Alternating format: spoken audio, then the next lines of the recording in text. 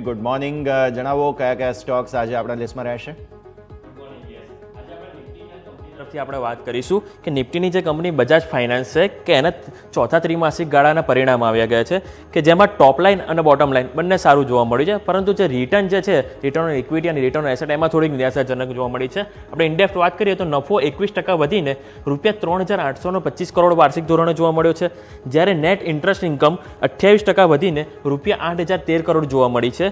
AUMમાં પણ વધારો થયો છે કે કંપનીનો વાર્ષિક ધોરણે 34% અને ક્વાર્ટરલી બેસિસ 6.15%નો આપણને AUMમાં પણ વધારો જોવા મળ્યો છે, જ્યારે ગ્રોસ NPA અને નેટ NPAમાં પણ આપણને જો વાત કરીએ તો ગ્રોસ NPA 0.95% ઘટીને 0.85%, એટલે કે આ એક સારી બાબત છે, જ્યારે નેટ NPA પણ 0.37% ઘટીને 0.34% આપણને જોવા મળી છે. અને નેટ ઇન્ટરેસ્ટ માર્જિન જે છે એમાં એક થોડીક નિરાશા છે કે 10.11%થી ઘટીને 9.69% અહીંયા જોવા મળી છે, જ્યારે રિટર્ન ઓન ઇક્વિટી અને રિટર્ન ઓન એસેટમાં જેમ વાત કરી તો રિટર્ન ઓન અર્નિંગમાં 23.9%થી ઘટીને 20.5% આપણને જોવા મળી છે, અને રિટર્ન ઓન એસેટમાં પણ 5.4%થી ઘટીને 4.8% જોવા મળી છે.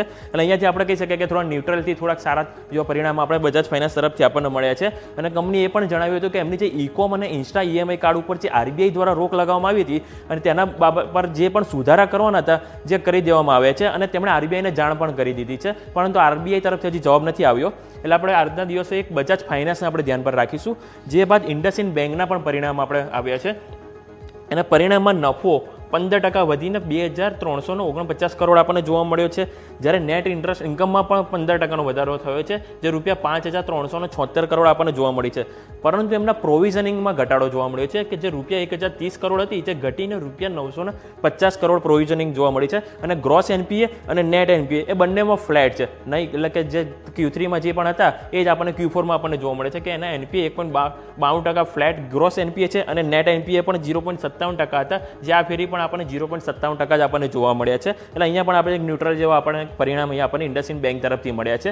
જે બાદ ટેક મહિન્દ્રાની વાત કરીશું કે ટેક મહિન્દ્રામાં જે અનુમાન હતું પરિણામના સેમ એ પ્રમાણે જ આપણને એમના રિઝલ્ટ જોવા મળ્યા છે કે જેમાં જેમની ડોલર આવક 1.2% ઘટીને $155 કરોડ હતી, અને એનું અનુમાન પણ $155 જ હતું, એટલે કે અનુમાન પ્રમાણે ડોલર આવક આપણને મળી છે, જ્યારે નફો પણ 30% વધીને ₹661 કરોડ આપણને જોવા મળ્યો છે, એટલે નફામાં વધારો છે, જ્યારે આવકમાં સામાન્ય 2%નો ઘટાડો જોવા મળ્યો છે કે જે ₹12,871 કરોડ એમની આવક જોવા મળી છે, અને EBIT 34.5% વધીને ₹946 કરોડ જોવા મળ્યું છે, અને માર્જિનમાં 5.4%થી વધીને 7.4% જોઈ જાય, જ્યારે અનુમાન પણ 7.4% હતું. એટલે એમાં કહી શકાય કે ટેક મહિન્દ્રાના જે પણ અનુમાન હતા એ પ્રમાણે આપણને એના નંબર આપણને અહીંયાથી જોવા મળ્યા છે.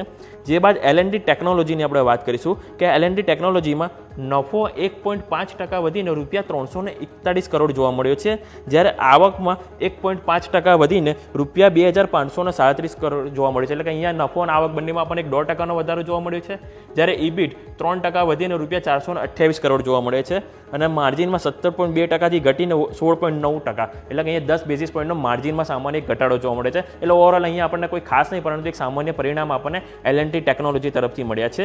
જે બાદ આપણે સાયન્ટની વાત કરીશું કે સાયન્ટમાં નફો 29% વધ્યો છે, જે એક સારા એક નંબર છે. 29% વધીને ₹197 કરોડ જોવા મળે છે, જ્યારે આવકમાં એક સામાન્ય 2%નો વધારો થયો છે, જે ₹1,861 કરોડ આપણને Q-on-Q બેઝિસ આપણને જોવા મળ્યા છે, જ્યારે EBITDAમાં પણ સામાન્ય 3%નો વધારો જોવા મળ્યો છે Q-on-Q બેઝિસ, જે ₹268 કરોડ છે, અને માર્જિનમાં આપણે વાત કરીએ તો માર્જિનમાં 14.3%થી વધીને 14.4% આપણને અહીંયા માર્જિનમાં આપણને જોવા મળે છે. એટલે અહીંયા પણ આપણે 10 બેઝિસ પોઈન્ટનો માર્જિનમાં પણ આપણને વધારો જોવા મળ્યો છે. જે બાદ સેફલર તરફથી આપણને એક થોડીક નિરાશાજનક જોવા મળી છે, જે સેફલરનો જે નફો જે 25% વધ્યો છે, પરંતુ એમની જે આવક છે એમાં પણ આપણે સામાન્ય 11%નો વધારો જોવા મળ્યો છે, જે ₹1,873 કરોડ છે. હવે આપણે એમની EBITDAની જો વાત કરીએ તો EBITDA 5% વધીને 330 કરોડ આપણને જોવા મળી છે, અને માર્જિન 17.6%થી ઘટીને 16.6% જોવા મળી છે. એટલે માર્જિનમાં એમને 100 બેઝિસ પોઈન્ટનો ઘટાડો અહીંયા આપણને સેફલર તરફથી આપણને જોવા મળ્યો છે.